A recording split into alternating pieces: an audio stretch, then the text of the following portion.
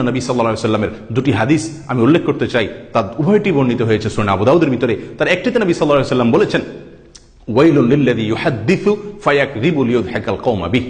ওই ব্যক্তির জন্য ধ্বংস অনিবার্য যে ব্যক্তি মানুষের মাঝে মিথ্যা কথা বলে দুষ্টমি করার জন্য, মজা করার জন্য।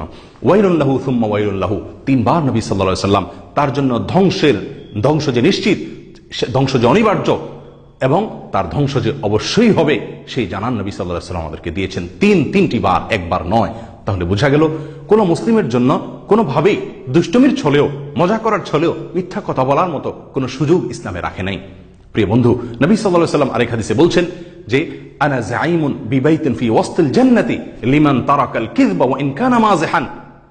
ওই ব্যক্তির জন্য আমি জান্নাতের একেবারে সেন্টার পয়েন্টে, মাঝখানে একটি প্রাসাদ আল্লাহ সুবহানাহু ওয়া তাআলার কাছ থেকে পাইয়ে দেওয়ার দায়িত্ব আমি নিচ্ছি, যে ব্যক্তি দুষ্টমির ছলেও, মজা করতে গিয়েও মিথ্যা কথাকে পরিহার করে মিথ্যা কথা বলে না। প্রিয় বন্ধু,